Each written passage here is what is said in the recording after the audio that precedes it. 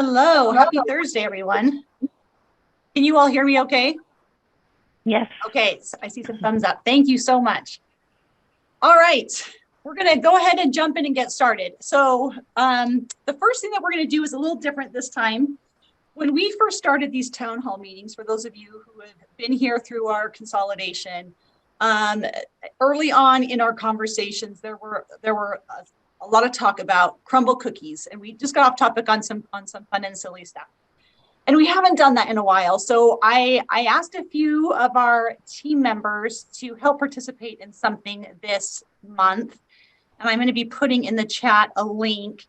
But I asked 4 of our team members to come prepared to the November town hall to share their best dad joke. And then on that link that you see in the chat, you get to vote on who has the best dad joke for our November town hall. So Marilee, you're up first. It's not only for dads. We're going to allow it for anyone. So Marilee, you're up first. Are you there? She's going to lose just by not even being here.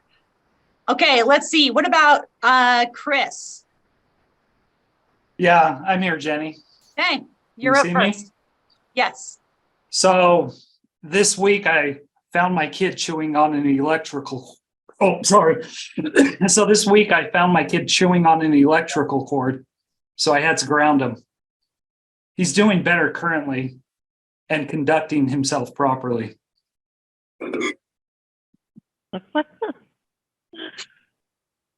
Funny. Okay, let's see. Scott. Okay. Marilee is actually here with me in my office. Her Zoom is not working right now. So did you want to do your joke? Yeah, I'll do my joke. Okay. So sorry, I was screaming my but wasn't working. So here is my dad joke. When is baseball mentioned in the Bible? Don't know. Thanks, Scott. When? In the big inning. Big inning. Vote for me. Okay, Scott. Okay. So of course mine has to be auditor related, but so did you hear that Sherlock Holmes got audited by the IRS?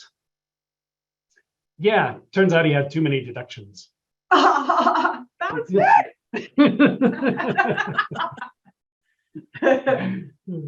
Okay, last but not least is Wendy.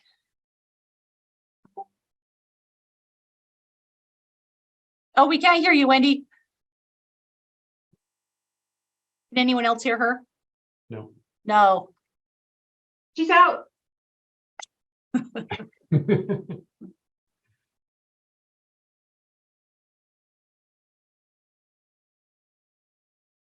Are you going to type it, Wendy, or do you want to just pass your, oh, she's typing it. Okay.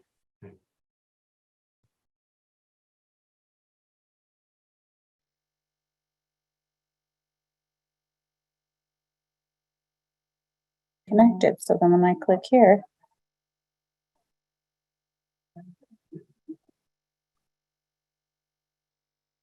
and I have the volume on. How do you get a farmer to like you? 100. A tractor. Weird. Oh, geez, everybody's acting up. Okay, so can everybody access the link? Okay, so now you get to vote. Melissa, at the end of the town hall, you'll have to tell us who the winner is of the best dad joke for November. Okay, while you guys are voting, and we'll announce the results toward the end, we're going to move on to a couple of topics that we have on the agenda for today. So the first one, I'm going to turn some time over to Janica. Janica is the division director of the Division of Finance. And I just wanted her to share a bit of a success story that we had recently with our Finet upgrade. So Janica, the time is yours. All right, thanks, Jenny. I like to brag on this. This has been kind of a big deal. Many of you may be using the system. A lot of you maybe not, but this is the state's, Finet is the state's financial system. So it's what we use to track all of the money, right? And so it's a pretty big system, and we just upgraded to the newest and latest version of the software and shifted and moved the hosting to the vendor cloud. And that's a pretty big project. And frankly, in the beginning, it ended up being about 12 months of our staff time. The vendor did a little bit on the front end, but it was about a year of time for the staff in this department. And that's kind of unprecedented. We were worried about it, some so much, even they were saying, well, maybe we should go 18 months. But we started with a year of time there, and we were able to accomplish it. And that's before we did like chart of accounts and some of these other big projects. And so this has been pretty significant in terms of that accomplishment and the amount of time it took us to do it. And by us, I mean the project team was made up largely of DTS employees, division of finance employees, and then the vendor. But we certainly couldn't have accomplished it without the input that we got from agencies. We had liaisons in the different divisions of this department that were helping to communicate and provide training and all of that stuff. So it was certainly a huge team effort, and it's a large accomplishment. This is positioning us better to be more up to date with our financial system. We'll get constant upgrades and updates that will be fed, kind of like your iPhone, right? There's always like updates and upgrades that just come to you. So you have the latest and greatest technology. That's not how it used to work. And so that's how the financial system will work now. So we'll be up to date all the time. The cloud presents us with some benefits as well, just in terms of failover. We were having trouble with that, disaster recovery things and stuff like that. So it's kind of issuing us into this new paradigm of how systems are and arguably should be managed, and we're excited about it. I know it's a little painful shifting when you're using, and it takes it some time. It's taken me some time to get used to it, but I want to congratulate the team and tell you what an amazing job that they did, and thank everybody else who participated, gave feedback, and communicated. It was a great project, and they did it in a kind of an impressive amount of time. So that's what I have. I don't know if anyone has any questions or anything, but. Thanks, Janica. I just want to give a shout out to that the teams involved within GovOps that made this happen. Thank you so much for your efforts. It was on time and on budget, and it was a heavy lift. It was a big project that impacts every state agency and non-state agencies as well. Lots of connections into our system. So this was a big shift and a big lift, and we thank you all for your help on that. Thank you. All right, let's see. Next one up I have is Scott Tingley. We introduced him briefly here with the dad jokes, but I think I may have mentioned in a town hall in either last month or month before that we have brought Scott on as the internal audit director for the department. And this will be the first time that we as a department have an internal audit team. So I know that the term audit can be scary, and I thought it would be great to give Scott a few minutes to chat about his role here and what his vision is for our department and how he'll be handling audits within the department. Great, thanks, Jenny. And you're right. Hopefully by the end of this presentation, we can take some of the fear or anxiety that some people might have. But let me share my screen. I just have a quick, fairly short presentation here. But yeah, as Jenny mentioned, I'm Scott Tingley. If I haven't had a chance to meet everyone, I'm the internal audit director for the Department of Government Operations, and I oversee the Office of Internal Audit. And the Office of Internal Audit is probably the newest office in the department. We were established back in July. And for those of you who don't know, the Department of Government Operations is required to have an internal audit function by state statute. And that is Title 63I, Chapter 5, also known as the Utah Internal Audit Act. And if anyone is suffering from insomnia, it's short, but it's a great read and a surefire cure for insomnia. So I really appreciate Jenny asking me to go over basically what the purpose of an internal audit program is, our mission, and also our vision of where we see ourselves as an office going within the department. So see if I can advance my slide here. So there are lots of perceptions of auditors and the role that we actually play within our organization. Some folks see us as the police out to get you, right? Or maybe pointing out things that you already know, right? And then my favorite one is the one on the right. It's Darth Vader there, and we always, as auditors, we always run around talking about internal controls, and maybe you've experienced that where you've been involved in an audit, and we're talking about internal controls, and there's a lack of internal controls, and it's disturbing to us. So that's how a lot of people see auditors. How do auditors see? How do we see ourselves, right?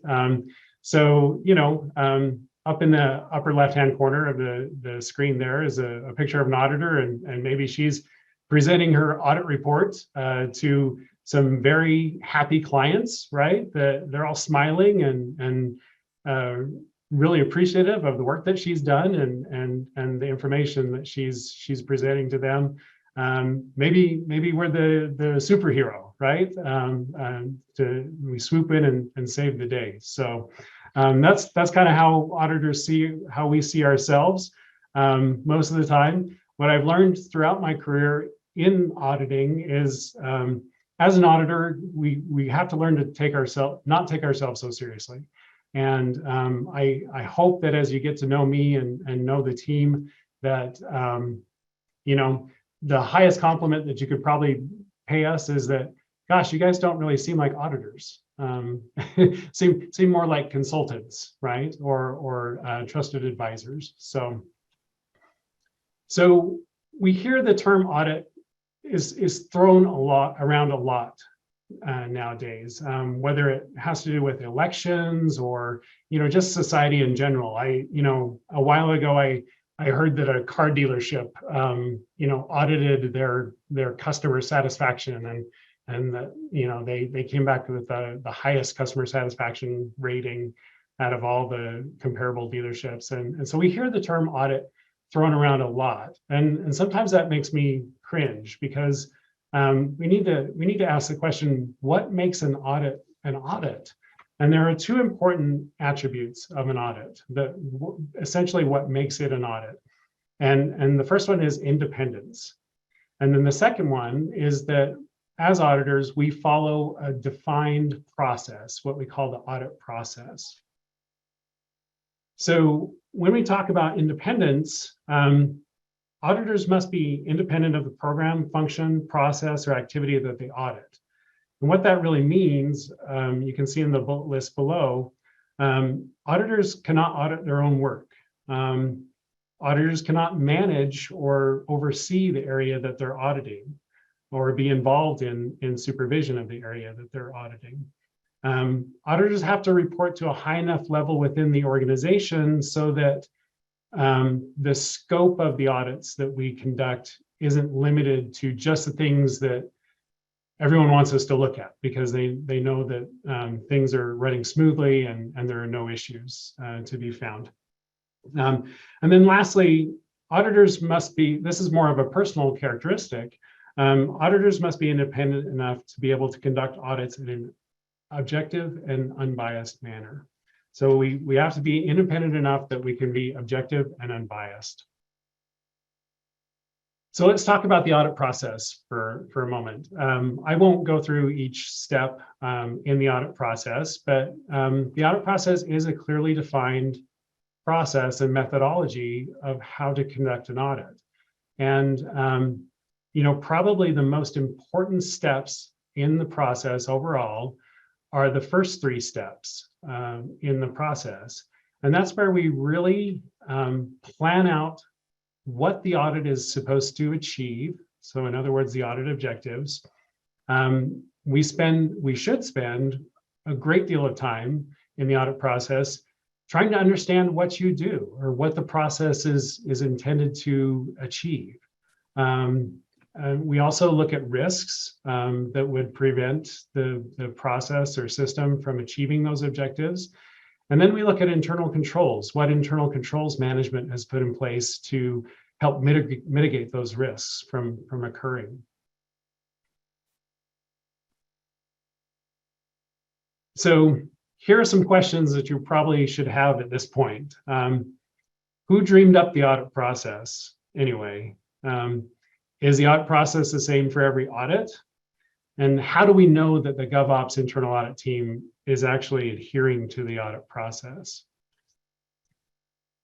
Well, the short answer is we have standards that we follow. And specifically in state statute, internal audit programs at state agencies are required to follow one of two authoritative sets of standards. The first one is put out by the Institute of Internal Auditors, and it's got a long title, but it's the International Standards for Professional Practice of Internal Auditing. And the second one are government auditing standards, which are put out by the Government Accountability Office, which is headed by the U.S. Comptroller General of the United States. So as you can probably tell that auditors aren't very creative in their names. And so both of these sets of standards are referred to affectionately as either the red book or the yellow book. And 10 points to anyone who can tell me why they would be named that way. So, and then you can see the section of state code where it mandates that the internal audit function follows those sets of standards. And so that really answers the question. So the questions from the earlier slide, who dreamed up the audit process? Well, we have, authoritative standards that define the audit process. Yes, it should be the same for every audit. Maybe the objectives aren't as clear or aren't the same for each audit, but we do follow the standard process. So I won't read these verbatim, but basically we've established a purpose for the Office of Internal Audit of GovOps and our mission. And our mission is to promote informed decision-making, strengthen the internal control environment, and improve operational efficiency and effectiveness for the Utah Department of Government Operations. And we do that by conducting independent and objective audits, analysis, consultation, and training. So our vision, or where do we want to be? We truly want to become a valuable resource for everyone within the department and also trusted advisors. We want to seek to understand the unique aspects of the work that you do on a day-to-day basis, and that includes the challenges that you face and any roadblocks. We want to identify issues and work together to create meaningful recommendations for improvement before they are discovered by someone else. For instance, either the Office of the Legislative Auditor General or the State Auditor's Office. We want to make sure that we have everything operating the way that it should be before we have outside entities come in and evaluate us and find those issues first. And then lastly, we want to focus on solutions to problems and issues and not blame. So the role of internal audit really is that a lot of times we get so wrapped up in our day-to-day work that we have trouble seeing the forest through all the trees. What our purpose really in a nutshell is to see the forest through the trees on your behalf. We have the time to take to do an evaluation of the processes and systems that you're involved in and give honest, objective feedback of how those systems are performing. So I'll just wrap up introducing the team. I'm Scott, of course. My email address is there as well as my phone number. Currently, we have two auditors on staff, Rick Jensen and Steve Zelazny, that are on the team right now. And I don't know if they're on the meeting, if they wanted to say anything. Maybe not.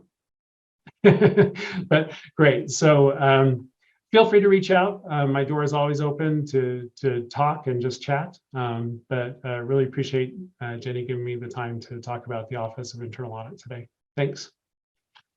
Thank you, Scott. We're really excited to have you and your team as part of our department now. And I agree with Sunny, who posted in the chat, that it's always better to be internally audited before we have the Office of the Legislative Auditor General or Auditor Dugal in our office auditing for us. Agreed.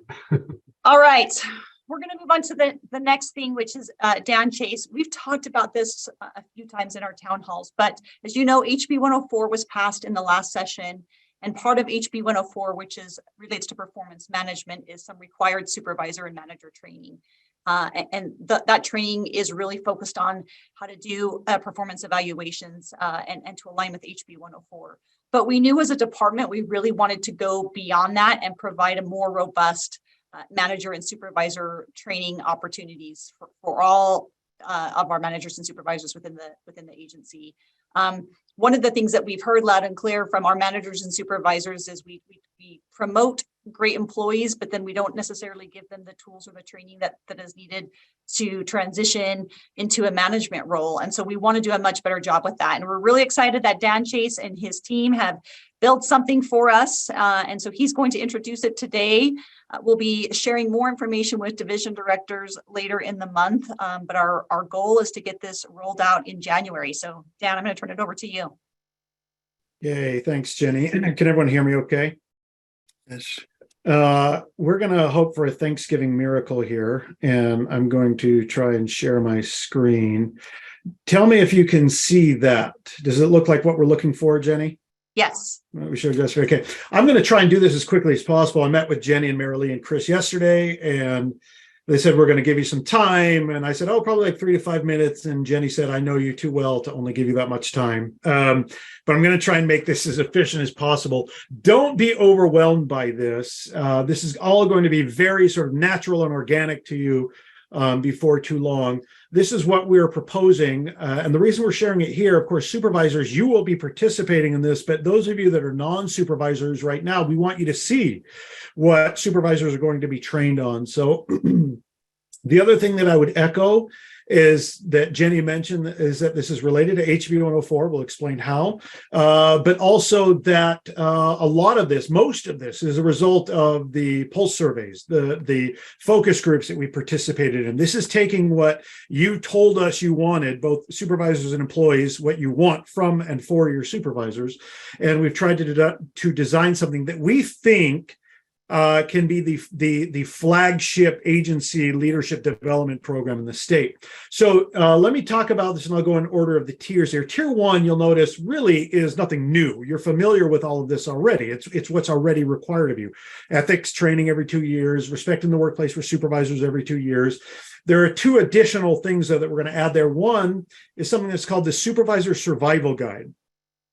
Many of you have seen this already, but the Supervisor Survival Guide is something that has been available for some time now, and it's statewide, right? But it's on the employee gateway, but it's been grossly underutilized.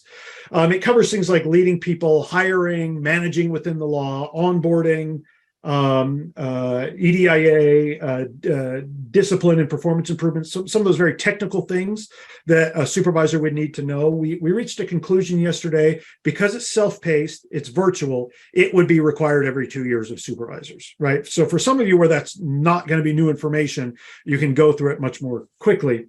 The other thing, of course, is HB 104. The bill requires that supervisors are trained annually on the principles of performance management and pay for performance, et cetera. Well, DHRM has produced a virtual self-paced training that is available, and that will be a requirement. Now, like the bill, it'll be required every year. Now, we're going to augment that required HB 104 training with the training you see there in Tier 2. Now, Tier 2 requires the most explanation. What you need to know is this.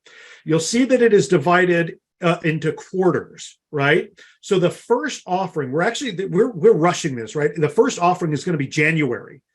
So we're up against it. But the idea is that supervisors would be required to take part in one of these courses, 1 per quarter. So let me just start with January. You see there in quarter 3, we'll be covering topics. These are all based on the SEAT framework, right? Because that is our culture. Those are our values: service, engagement, accountability, and trust. So starting in January, if I'm a supervisor, I'm going to have the opportunity, and I'm required to sign up for either the training on purpose and meaning. It's a half-day live training. We'll offer it 3 times. live, and you can choose which one of those you want to go to. You can't make it in January. You can catch empowerment being covered in February. You can't catch that. You can make it to one of the 3 belongings. One of those trainings, half day, live, in-person training. And that's the same for all of these going forward. So really what we're talking about here is if you're a supervisor, you will be required to take everything in tier 1 on the left, right? And then you'll be required to spend what will ultimately be 4 half day or 2 full days of your time in these tier 2 components. Okay. Now, here's the thing. If there are a lot of you that are like, crap, I'd like to come to more of these. Maybe you didn't say crap, but anyway, you'd say, man, I want to come to a few of these. And you can, right? It's until we run out of room. But at a minimum, you need to go to 1 per quarter so that you're getting the service, the engagement, the accountability, the trust. Now, we're not stopping there. Okay, there are 2 other components to this. You'll see there that column right next to the topics to cover. It's called the autodidact track. Don't remember that. Okay, we do that because we like to say autodidact track. Really, what we're talking about here is something akin to a book club. And once we've got 1 book per quarter. Now, I think we settled on this. Jenny, Marilee, Chris, correct me if I've gotten this wrong. But supervisors will be required in 12 months to participate in 1 of those autodidact or book club things, right? So you would do your courses you do all of tier 1, then you'd go to 4 different trainings at a minimum. In tier 2, 4 half-day trainings is all, and then you would participate in 1 of the book clubs. And in the book clubs, there will be 3 45-minute meetings, a kickoff meeting. Let's say, so there'd be if you wanted to do Drive by Daniel Pink, you would have a 1 kickoff meeting in January for 45 minutes to an hour, a midpoint meeting where you get to discuss and talk about the concepts, and we'll have some worksheets for you to do, and then in March you'd have a concluding meeting, right, where you come up with something from the book that you say, we'll have you fill it out, that you say, I'd like to work on that. Okay. Now, I'm guessing there's going to be a million questions, but I'm going to jump to tier 3 now. This is another thing that makes us a little bit distinctive. For frontline to mid-level managers, and we haven't completely made this line of demarcation yet, you'll be required, and many of you have done this already, to participate in what's called the CLIP feedback instrument. It's not a 360. It's simply a survey we send to your employees, your current subordinates, and we say, how are they doing in the areas of communications, leadership, interpersonal effectiveness, and performance management? CLIP, it's just an acronym, right? And then you, based on that feedback, you would meet with one of our coaches for 1 session, about an hour, right? And that's what you need to do in a 12-month period, just an hour. And they go over the feedback with you and they say, yeah, here, based on the feedback, what would you like to do developmentally? What would you like to work on? What is a developmental goal you can put in your performance plan? Now, again, we don't have this completely delineated yet, but for you division directors that are on the in the town hall, for you, it's going to be a little bit more of a commitment. We've got something called the Seat 360. It's going to be a true 360 where you're asking your downline, your peers, and people above you, and anybody else that you see as relevant. And then you can do more, but you will participate in a minimum of 3 coaching sessions based on the Seat 360 feedback. So you would have an opening coaching session, a midpoint coaching session, and then a concluding coaching session. That has to happen within a 12-month period as well. One time. Now, there are some of you that say, hey, I'd like more coaching. I'd like more sessions in that for you division directors, right? And you would arrange that with your coach, assuming there's bandwidth for that and that sort of thing. Now, let me try and anticipate. I don't know how much time I've taken here, but it's probably too much. Let me anticipate quickly a couple of questions, or at least one question I assume will come up, right? Someone is going to say, hey, I'm not a supervisor right now. I'd love to take some of these. And what I would say is, that's great. And assuming we have room, and I suspect we will have room, assuming our classrooms that we use in the TSUB, because these are live trainings, right?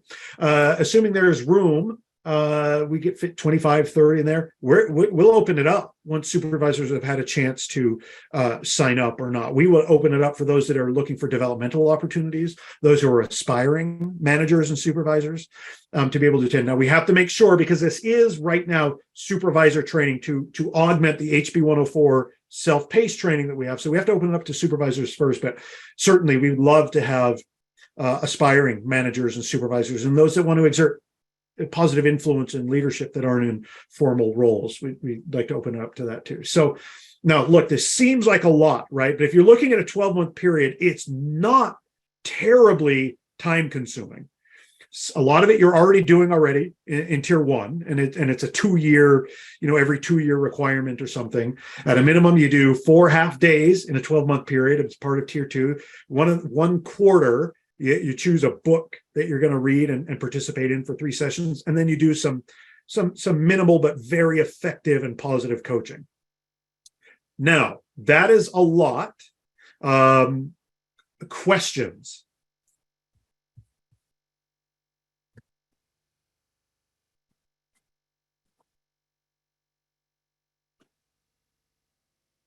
Dan, while you're waiting for questions to come through, will you talk a little bit about the stars that are next to some of the descriptions there in the topics to cover? Yep, the stars, I don't know if you can see this on my screen or not. The stars that is taken directly from the pulse surveys, right? So we had a lot of this. We know we wanted it to be aligned to a number of things, right? To be organizationally and culturally consistent. Maybe first and foremost was SEAT. We wanted to reinforce SEAT values. That really, we can't overstate how important that is and how distinctive service, engagement, accountability, and trust should be to those of us that work in GovOps. We should be able to notice that we are different related to those values in GovOps. So that's the first thing. The second one would be the pulse surveys. These really sort of micro surveys where we took the feedback, the good work that Marilee and Steve Cuthbert and others have done with those pulse surveys, taking that feedback and saying, look, this is what we're being told. That this is what people want. And then, of course, because of the performance management program that we introduced, months ago, year and a half ago, maybe more now, our team had the opportunity to really engage with a lot of supervisors and their employees on performance management issues. And so taking the feedback from those focus groups, those were the primary things that led to the content areas of tier 2. Taking that feedback and saying, okay, this is what you've asked for. Not only can we back it up with literature, research, and substantive evidence that this makes for effective leadership and organizational leadership and management, but also it's what you've told us. It's what you've told GovOps leadership, and so that was a significant component to the design here. Does that make sense, Jenny? Does that satisfy? Yeah, I just wanted to emphasize that you and your team built a lot of this training based on feedback that we're receiving from our employees. Yep, for sure. Let's see. Someone asked, how will class dates and times be communicated? We will email a notification. I don't know that we'll probably get with our new communications person to make sure that is happening as robustly. And I would say 2 things about that. One, we'll put it on the intranet, right? That we'll utilize that resource. We'll utilize our new communications person. I don't have a good title. But also you'll know the dates, but the policy related to this, we'll work with our GovOps HR team to make sure that there's policy around this in place, and that so everyone there'll be no confusion about this, about what the requirements are. You're going to get kind of fast and furious communication because we're up against it. The first class, we already have the room scheduled and everything, and we're finishing up the content for January 10th. Will be that first date. So we've got over the next month and a half, you're going to be hearing a lot about this. The value of talking about this in this town hall now is that you will know what you're hearing about when you get those communications, when you get those emails. So that off the top of my head would be an informal communication plan. But that'll certainly get more formalized as we draw, over the next few weeks. Dan, Sunny asked what result we're wanting to achieve as a result of this new program. Better management, empowered managers. Look, now, Sunny, you really asked for it now. So there's overwhelming evidence. We have been preaching this for years, right? The overwhelming evidence is there is no critical, as important as EDO is for the mass of the majority of employees in GovOps, the person that has the most impact on their engagement levels and therefore their outcomes, right, would be the person that they report to directly. Now, every single one of us, all 1,300, have someone that we report to directly. And if you've got that someone is going to this training. And so we cannot, every person who has any sort of downline will be required to participate in this. And so what we want is a world-class management force, managers as leaders. And there's no reason we shouldn't have that, right? It doesn't happen overnight. It doesn't happen because you only went to, a few trainings. It happens because we are deciding to do it as an agency, to have the absolute best culture where people are engaged and passionate about the work that they do. And we have managers and leaders that help them find that passion and purpose in the work that they do and give them the skills and the resources that they need to develop in their careers so that they have the highest levels of engagement. There is no more critical role. The evidence is overwhelming. Sort of the jury's out on this already. It is that person that you report to directly that has the biggest impact.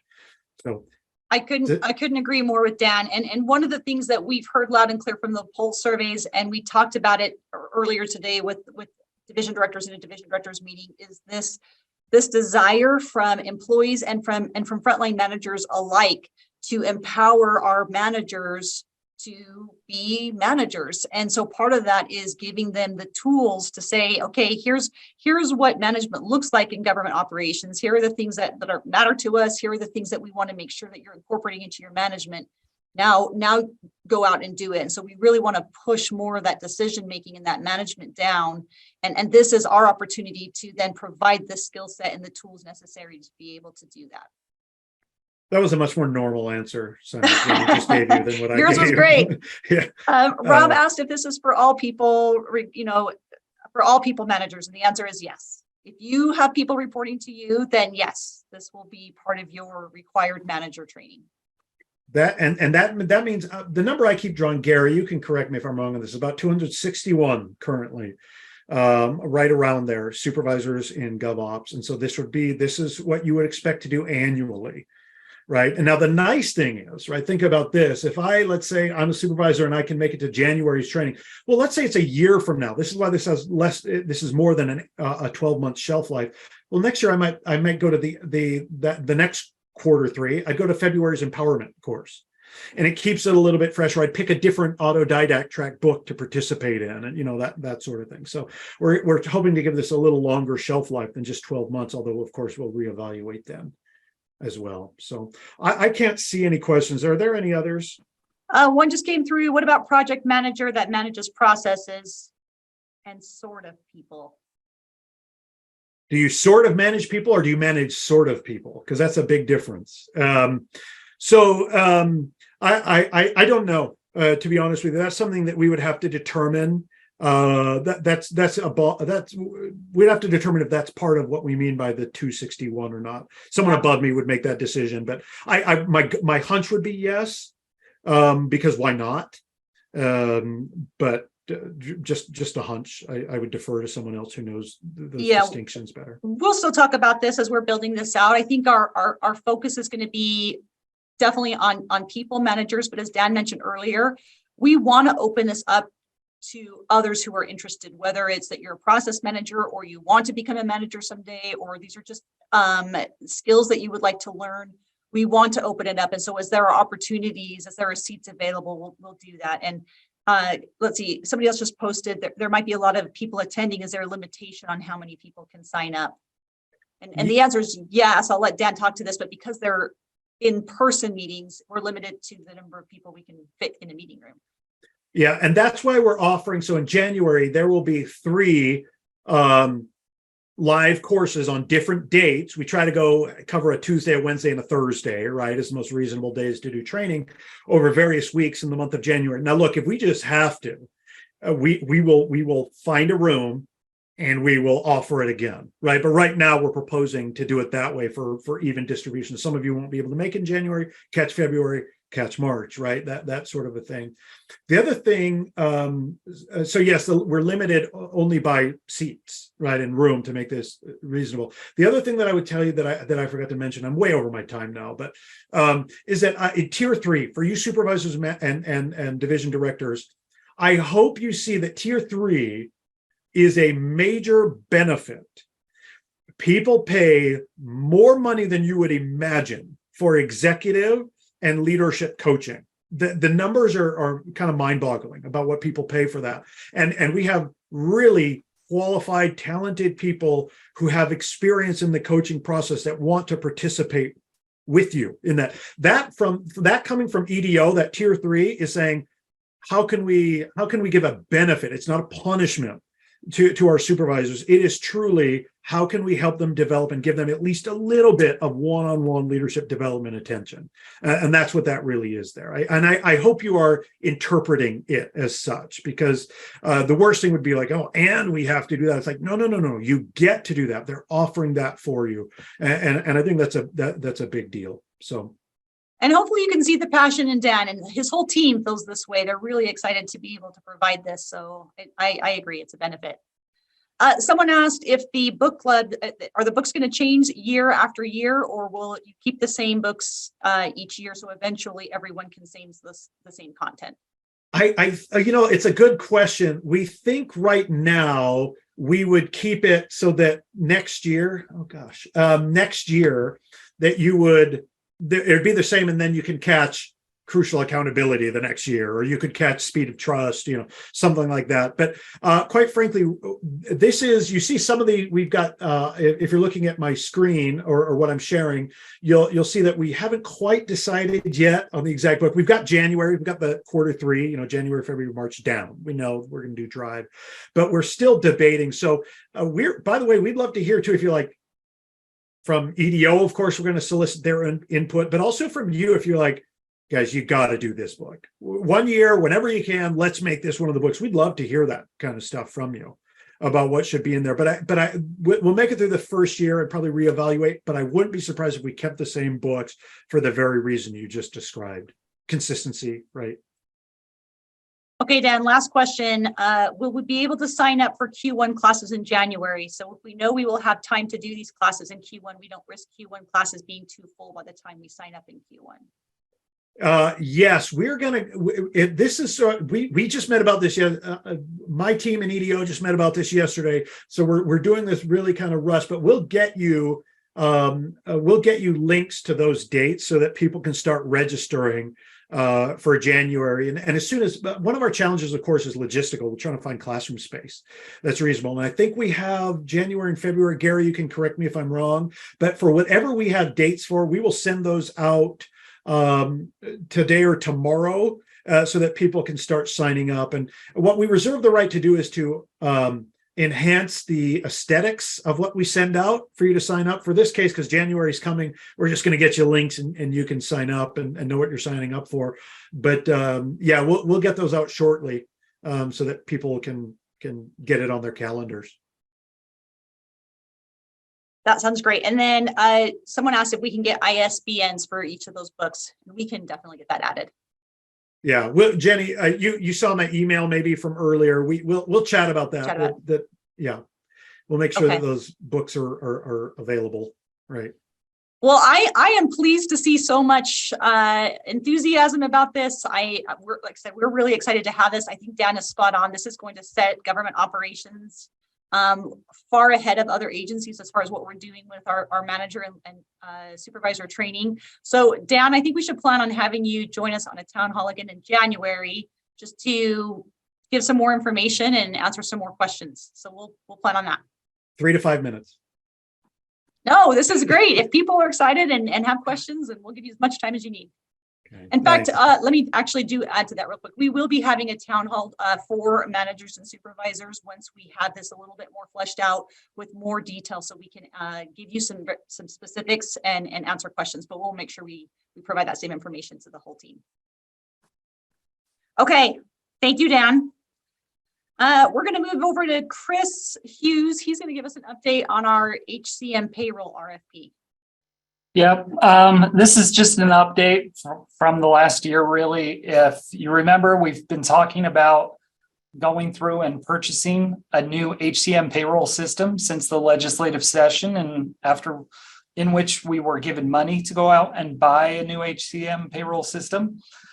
Since that time period, from probably March till June, the team really worked hard to write out the solicitation. In June, we hired a consultant to come in and help finalize that solicitation and provide a little more feedback and guidance on the evaluation of the vendors. To give everybody a heads up, the solicitation was posted in July. It was evaluated in August. We had 12 vendors respond, I think.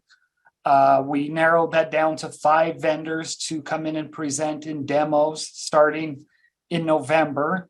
And we are starting to finish up the solicitation. I think they've got one more vendor that they're bringing in for a demo so that they can finalize the evaluations. And this will be for the purchase of the software of the new HCM payroll system. Once we are aware of which vendor we're going with, we will be announcing that to everybody, but we will need to go out for one more solicitation for an implementer to help us implement that software. But really, we wanted to bring this to everybody's attention because the team that's been working on this has done a tremendous job. Traditionally in other states, purchasing an HCM payroll system can take years. Part of that time frame is getting the funding to do it. We were lucky to get the funding the first year we asked for it. And in doing that, the team really worked hard to put together the solicitation, evaluate the solicitation, and get to where we are today. And EDO just wants to thank everybody that contributed to the HCM payroll project so far.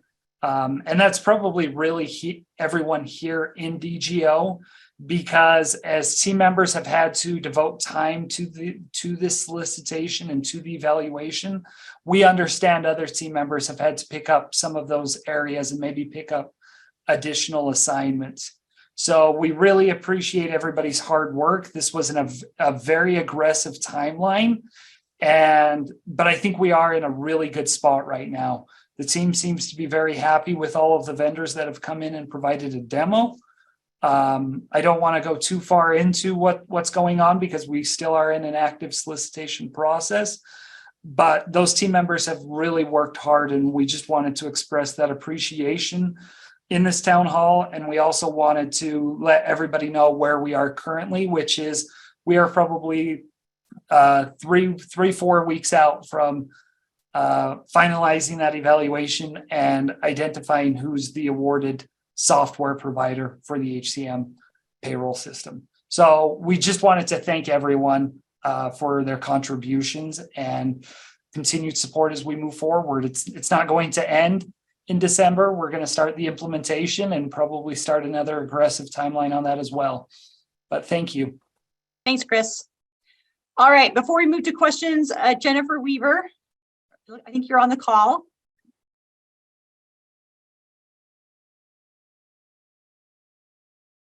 Maybe not. Maybe she did. No, I am. I'm there's waving. Jennifer. I'm waving. I just wanted to introduce you to everyone. So Jennifer is our new communications director for the department. So she just started with us. I think she's on week 3. Yes. And we're really excited to have her. She'll be leading our communication strategy for the department. And we'll plan on having you maybe share some of your goals and your vision at our next town hall. I would love to. Okay. Thanks, Jennifer. All right. I know we only have about 10 minutes left. I do want to address some of the questions that came through the intranet. And then if there's time, we'll go through any that come through the chat. So feel free to post questions in the chat. The first question came up through the intranet about the travel reimbursement process and just the length of time that it takes to get reimbursed. And so Janica was going to cover that. Yeah, do you want me to read the question or? I think you can summarize it. Okay, essentially, I think this individual is asking about the travel reimbursement process and really the delays associated with it. They're perceiving or they're experiencing some delays. And I just wanted to address that because I think ultimately that's not how it should happen. I think that what's happening is they're thinking everything was approved, it's submitted to finance, it sat for a while, then got rejected. And so all of this time goes against the time that they have for a pay period, right? Because we distribute travel reimbursements on your paycheck typically. And so they have to be entered into the system by a certain date and time. Otherwise, you have to wait till the next pay period is the thought if you go through the regular process. So Generally speaking, that shouldn't occur, and this should be an outlier. So hopefully that individual would like to reach out to me specifically. We can look into that, your specific scenario. But essentially, it's important, I think, for us as supervisors and approvers of travel to make sure that we're aware of the timelines to get things paid through payroll. So the drop dead date, typically, unless there's a holiday, is the Monday of the pay period end date, right? Because we get paid on the pay period end for the past 2 weeks. So if a travel reimbursement is not fully approved in the ESS system by Monday of the pay period end week, right? So as our example is, we get paid next Friday, so it would be Monday in that example, but there is a holiday, so you have to back it up a day. But in general, it's the Monday. So if it's not there, then it will get picked up the next round. However, it's also important to know that if you're seeing that it's going to miss that, you can reach out to payroll and we can issue an off-cycle check, which means that there's a form associated with it on our website. And Lyle was awesome and gave me the form reference, and now I can't remember what it is. The FI-15 form would be submitted to our payroll team, and they can submit an off-cycle check. So in the scenario we're using, if we missed, in this case, it's Sunday because there's a holiday, but this Sunday's the drop dead for this pay period. If we miss that, you can get an off-cycle check the following week, the week after the payday, by submitting the FI-15 to the payroll team. So you don't always have to just wait for the next pay period, but I would say that's the exception, right? We don't want to have that be the rule where that happens all the time, but there is a process and an option in place if you miss that deadline. But we as supervisors and improvers need to keep these deadlines in mind because, you know, we all have a lot on our plate and we need to prioritize these approvals because it is impacting employees. And on our side, I spoke with Tammy and she gets those entered usually within 24 hours of receipt. Is that correct, Tammy? Yes, that's correct. Okay, so if you're seeing that that's not happening, certainly reach out, but that's the general rule. If you submit travel to our travel to be entered into ESS, you can expect roughly around a 24-hour turnaround and it should be in there. But you should also remember once it gets in ESS, then it goes through approvals again, right? And depending upon if it's in state or out of state, there can be multiple approval levels within the system. And so we approvers need to keep that in mind when you get notified that there are travel reimbursements waiting for your approval. You need to prioritize those because it can mean that it could delay a payment to an employee or a reimbursement to employee. And employees, you should manage, you know, the timeline and be reaching out, like, and then we can work on getting you an off-cycle check if that's what needs to happen, or moving it through the process more quickly, that kind of thing. So that's what I would say, not being given very, you know, specific information on this one. So if that individual wants to reach out, happy to look at your specific case, but just wanted to, for the group, give some general guidelines and information about timelines and things like that. So hopefully that is helpful. If you have questions. Thank you. Go ahead, Tammy. I was going to say, they feel free for anyone to reach out to me with questions as well, since I'm the main one that's entering everything into ESS for our whole department now. I appreciate that, Tammy, and thanks, Jenica, as well. Do you think we're going to be implementing a new travel and expense system? Will this change some of those processes to speed up reimbursement? We don't know yet. Yeah, I do think. Oh, sorry, Tammy, were you responding? No, Okay. I was saying, or maybe we don't know yet. I think it's a little early to know, but I am hopeful that it will, because essentially you don't have to put it on a form, then we don't have to enter it into a system. So we're, in theory, removing a step on the front end. It will just be in the system. And so I think that by automating some of these things, it should improve the timing of the process, but it's still all kind of contingent upon the workflow approvals that occur after entry. And so, but I do think the front end will speed up some with the new system. Okay, thanks, Jenica. The next question that came in through the intranet related to security at TSOB. This individual is expressing some concern with lack of security or the time that security is on site. So Greg Uber is our facilities manager, and he is going to address that. Yeah, thanks. I'm the facilities manager here at TSOB, like she said, and the question was the concern of security or the lack of security sometimes. But we started in July with the Utah Highway Patrol taking over our security. And so that's changed a little bit from what some of the people in the building were used to before they started. But we do have two UHP civilian employees that stay at the desk, and their current hours, I think, are 8 to 5. There's also, at the same time, an armed security UHP patrol officer that's either in the lobby or the building or in the area at those same times. But we're going to be changing that from 7 a.m. to 6 p.m. with UHP, and we're also working to have an additional security presence here in the lobby till midnight, because we've had some concerns with people working late and leaving late and not having anyone in the building. So also, the question was, why don't we have 24-hour security or 24/7? And although there's not someone in the lobby or at the desk 24/7, we do have 24/7 security. All our cameras are tied to the Capitol UHP dispatch. They're watching those, monitoring those cameras and our other systems 24 hours. We have random patrols several times through the evening and nights and weekends by armed patrol officers. So we do have security available, even though they're not being seen. And the benefit of having everything tied to the Capitol dispatch is, even though there may be only 2 or 3 of the UHP employees here at a time, we have the full force of UHP, protecting our building or available to us with the call of dispatch, if any incident arises, which is a step above the security we were using before.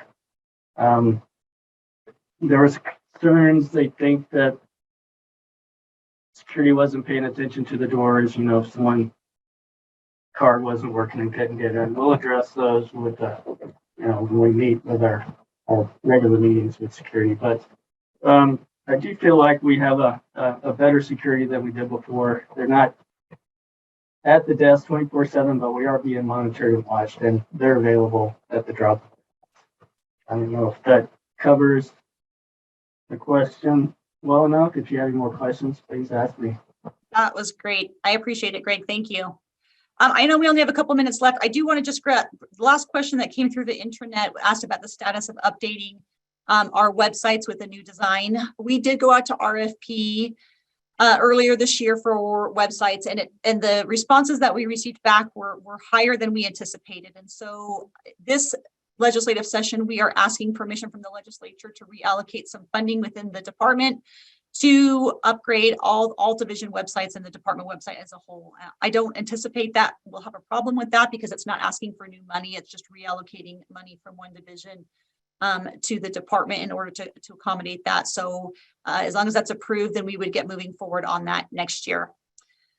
And then with the last minute, I need to let you know the results on the best dad joke, and overwhelmingly, see 53%. The winner, is Chris Hughes, which I think he has a trophy already. See, he was prepared. Well, we appreciate you being here again. Please feel free to send questions through the intranet. If there are topics you want us to cover next town hall, feel free to send them my way or to Melissa. We're happy to answer any questions that you have. Have a great rest of Thursday. Can I have a quick moment? Oh, sorry, Chris needs some time. Yeah. So this is a moment of personal privilege since Marilee's on mute. Well, I just want to recognize Marilee because this week she received one of these from the University of Utah. So if you want to congratulate Marilee and welcome her into the University of Utah family, please email her or IM her. Either way, even if you approve, disapprove, just IM her or email her. Thanks. The reason this is painful for Marilee is she is a die-hard Cougar. So this is why Chris wants you to do this.